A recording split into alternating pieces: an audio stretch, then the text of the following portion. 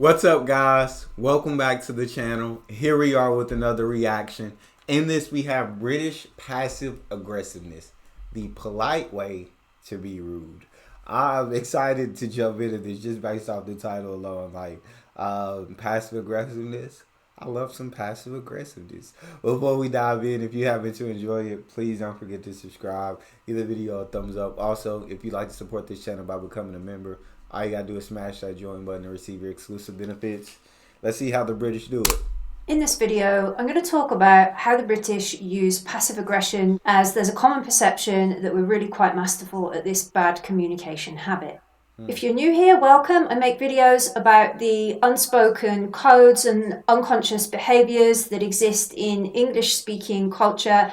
And most recently, I've been on a bit of a journey of discovering what some of these are through teaching business English to multiple cultures. So whether you're a curious native English speaker or an advanced English user, I think you'll find something here for you on this channel. So let's get to it. As previously mentioned, British people are masters of passive-aggressive behavior. It can be very subtle, and therefore it's a real challenge for non-native users to grasp what is actually meant rather than taking the words at face value. So this is especially challenging for non-natives from very direct cultures who can absolutely rely on taking all words at face value. You have to alter your cultural expectations when communicating with the British, especially if you're from a culture that relies on very direct communication. Our usage of English is very nuanced. It includes a lot of irony, a lot of sarcasm, a lot of understatement. We're using these kinds of things all the time, every day. So why do the British behave like this? The British really value avoiding conflict. We value lots of politeness, lots of indirectness. We always want to save face. We don't want to overimpose. We don't even want to impose. We just want to look to maintain the social harmony as much as possible. So we use a lot of indirectness in order to achieve this, which just adds another layer of confusion for non-natives. Much of this stems from social hierarchies, the class system, where restraint and subtlety were most valued.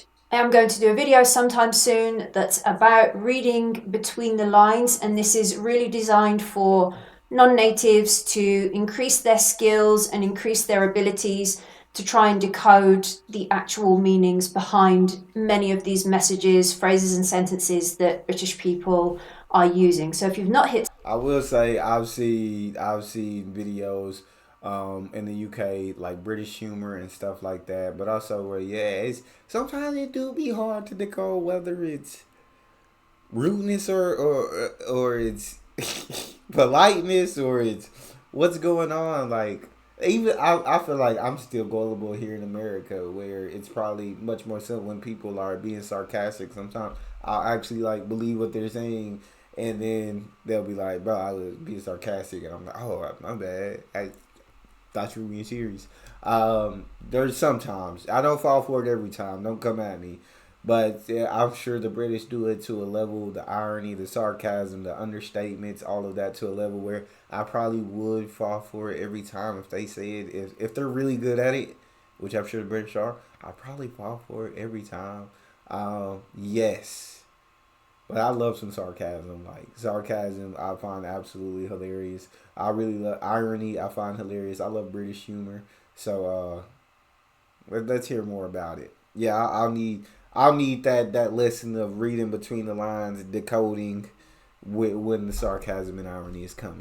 Hit subscribed yet? Please hit subscribe and make sure you don't miss that one that's going to be coming out quite soon. So getting started. Firstly, the British use a lot of what's called euphemisms. If you don't know what a euphemism is, it's basically a phrase or an expression softens the actual message. So it softens negativity, making the message less direct. This can be really hard for non-natives to spot and pick up on and react appropriately. An example could be when you hear someone say, "Someone is a bit of a character," which can imply that the person is difficult to deal with, or maybe they're a bit eccentric or something like that. But I would just assume it means like they're a lot. They're a lot. They're a bit of a character. They're a lot.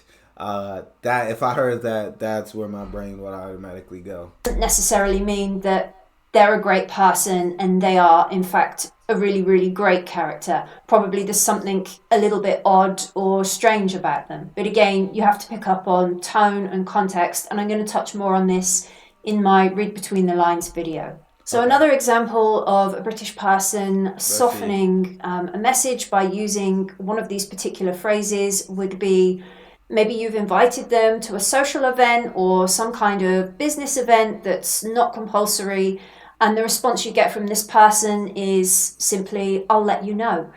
And this is a really Oh, classic that mean one. they not If there's not coming. They much not coming. Hey, I might have it. If you invited to them an event and I'll let you know they not coming. That's a no. That's a no because that's what I would do. Let me see. I'll try my best. I anything that's not a yes is a no. I've learned that from myself because yeah, my thing is I don't like to make promises and then bail out and say I'll do something and then bail out. So I will give the most non-committal answer that makes it sound like I might come, but I never committed to coming. Therefore, I am not coming. That's more so than like. So I'm gonna assume that's a no. other context surrounding this, what this generally means is the person's not very interested, then they're not super committed, they Yeah. may not respond to you, and if they do respond, the chances are, again, probably they're not going to attend the event. And this can be Hey, hard for non-natives because what it I literally got you. signals is that there's sort of a promise of a reply, or there is some intention there, but the fact is there's very low intention there. Most of the Yeah. time, this signals a real lack of intention. So another passive aggressive way that British Let me hear people it. communicate, or rather don't communicate, is using silence as a bit of a strategy. So if you're a Oh. non-native, please do not assume that if a British person pauses for a long time, or if they take a long time to respond in a conversation, or if they're completely silent, please do not interpret this as agreement or compliance. Most Okay. times when a British person does this, when they pause for a long time or they go silent, it's a really strong signal that that person does not agree, or maybe they're uncomfortable, or they're not really sure actually Okay. how to respond, and maybe they don't know how to respond because they're really not comfortable with what's been asked of them, or they're not Mm. comfortable with the topic that's being discussed at the time. Yes. Sometimes it can be a signal for indifference, that maybe somebody's not uncomfortable, but they're just simply not interested. But Yeah. generally speaking, if we can express our indifference politely, we will, because actually, although the British do use silence as a strategy, we actually don't like silence that much. I believe we really don't like too much silence. I think we Yeah. find it awkward. And so, what can happen at times is that silence might then get reset with some small talk topics, just to reset the tone or Mm. reset the direction of the conversation. So, if you're finding this useful, I'm just gonna say I might have a little bit British in me because yeah, I'm the exact same way. If the group right is all talking about a certain topic or anything where I have a differing opinion that I don't necessarily agree with, I just kind of sit there in silence and I'm like, oh, and don't I'm not in, it's not that I'm indifferent. I do have an opinion. It's just that my opinion is different, and I don't feel like causing conflict, or I don't feel like because there's people like who love to argue and do all this, and I'm like, yeah, we may have different opinions, but I don't want to argue about it. I really don't. And it's people's minds, so it's not like you're gonna in today's age you're not gonna change people's minds once they have their mind set. You can provide all the facts you want. People are gonna feel a type of however people are gonna feel. They're gonna feel, and your facts aren't gonna change your mind. So I'll just sit there in silence. Due to yeah, I want to avoid conflict. But if you change the topic to something I'm more interested in, I'll pipe up. That's non-confrontational. That has nothing to do with conflict. I'll pipe up and get involved in the conversation. But I love how she said it's not indifference. Like it's. I don't want to start a conflict here. I don't agree. I have a completely different opinion, so but I'm just gonna keep it to myself. I love that. Okay, I might be a little British. I might have a little bit in me. Full. Please like and share your thoughts in the comments, and if you're comfortable to do so, it's really nice if you let me know where you're commenting from, just so we can sort of put some context with your comments and understand your perspective. Don't forget to be polite in the comments, please. So another way that British people can come across as quite passive aggressive is we are very non-committal in our responses, which for non-natives Love can that. naturally seem I very love that. open-ended, uncertain, and vague. But sometimes we It's a do no. this just to avoid saying no, or maybe we want to It's a no. create some kind of a delay because we're not yet decided. Bam. We're not in a position that we want to decide on something Bam. at this very moment. So you may hear Bam. phrases like maybe, or we'll see, or I'll Yep. see. I'll get Yep. back to you on that. And this is all Yep. about avoiding awkwardness and confrontation. Generally speaking, we are not comfortable with outright direct refusals. It's very uncomfortable for British people. And this doesn't have to be about invitations for social events. It could Yeah. even be maybe you're trying to push an idea at work, or a proposal or a plan, Yep. or something like that. Yep. And perhaps a boss or somebody senior says, I'm not sure that would work, or I'll have to think about it. What this often means is just no, but in a very less direct way. So maybe they don't say no to you right now, but they've said these phrases, and then when you go and follow up with them a day later or 2 days later, then you may get a very awkward no, or something that implies no, or a load of reasons or excuses as to why this just isn't the right thing right now. So please don't confuse this with a possibility or a potential, or the potential for a further discussion about the matter later. Generally, it's a signal for no, so then when you go and follow it up a few days later, most of the time you're going to get no and a bunch of reasons, or no and a bunch of excuses, and the person that has to go through that with you will feel very awkward doing that. So another passive aggressive thing that British people, For sure, like I said earlier, if it's not a yes, it's a no.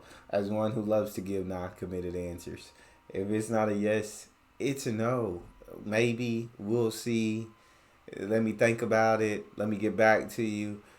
More oftentimes than not, it's a no. Like you said, sometimes it is just a delay, because sometimes I might get to a point where I do want to go, or actually that is a good idea, actually, and so I may think it over, and sometimes, but more often than not, it's a no. It's what that means. Non-committed, it's a no, right? If it's a yes, I'll commit. I'll say yes. Okay, I'm in.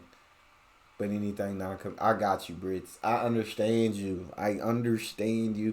And yes, you don't want to just outright refuse something to people's face, because you don't want to be rude, and it feels like you are being rude, even though you're not. You're trying your best to avoid being rude. I got you. people do almost daily would be the usage of sarcasm, especially when sarcasm. things are going wrong, and often the tone that we use is very subtle, or it may not even be a tone. It might just be in our regular tone, but the words that come out of our mouth are absolutely said neutrally, but they are sarcastic. So you've got to pick up on the context and the situation. And again, look out for my video that's coming up later on how to read between the lines. So a classic sarcastic phrase that might be used with a sarcastic tone or just a completely neutral tone would be, that's just brilliant. So to a non-native, this might come across as, oh, something's really good, or something's favorable, or great. That's just brilliant. It's not. Like, that's just brilliant. That is not favorable at all. At all. I'm trying to think of terms like in America, like how we would say that. I don't know. That's just, I'll just be like, F my life. Like, it's something bad, I'll just be like, F my life, bro. Like, or like, right, of course. That's just my luck. Something like that. Something's really, really bad.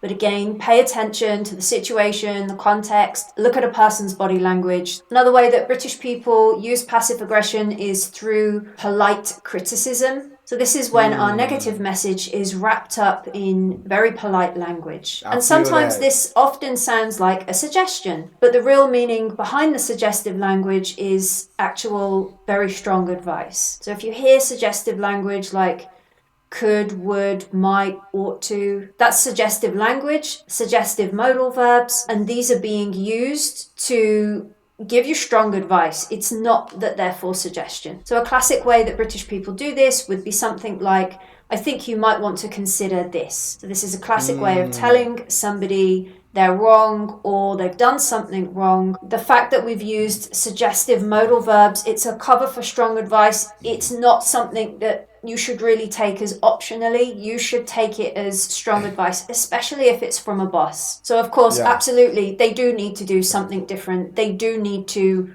rethink something, but we're doing it with suggestion to make it indirect and make it gentle and to save someone's face, because that's what we're all about. Also, be careful not to... I love it. I love it because I'll do that with cooking. Like someone cooks and I'm like, there's something in it. I'm like, how you try like doing this? I said, I enjoy it, but have you tried like doing this instead of... That's me saying like, and my wife picks up on it now. When I tell you something, I'm like, it's not bad. That means I don't enjoy it. That means it's alright. It's not bad. I'm not enjoying it. Or I'll say like, hey, have you tried using this instead of this? Or what all did you use? Oh, okay, maybe try this next time. Yeah, it's a suggestion where I'm not saying do it, but I am saying do this next time instead. Do it next time. But just making it in a polite suggestion form. Misinterpret understated language, such as I see what you mean or that's interesting. So what that might signal to a non-native is that something is interesting or somebody agrees with you. No. But these phrases, I see what you mean, or oh, that's interesting, generally a British person uses these kinds of phrases when they are not so interested and they're feeling a bit dismissive, or maybe they don't want to keep discussing a particular topic. Perhaps there's something more interesting at hand, or perhaps it's just not of interest to them, but they don't want to tell you directly. So they'll tell you with, I see what you mean, or that's interesting. One. So don't take these phrases at face value ever. So that was just a few ways in which the British use passive-aggressive tactics to sort of avoid feeling uncomfortable, avoid feeling awkward, to save face, to avoid confrontation, refusals or mask indecision or that kind of thing. Now, I am going to do another version of this video, but I'm going to attempt to do it for how the Americans use passive-aggressive behavior to convey other messages within their language. So don't forget, get yourself subscribed so you don't miss out on that one. If you enjoyed this video today, I really appreciate all of your likes, your shares. I'm always interested to read your comments. Please keep them polite. Don't be naughty in the comments. And I'll see you in the next one really soon. Cheers. Bye. I want to check that one out. Although I feel like I can relate well with this UK version. I learned from this video I am a very passive aggressive person. Very, very passive aggressive. I see what you mean. Definitely 100% means I'm not interested in this conversation. Oh, I see what you mean. Yeah.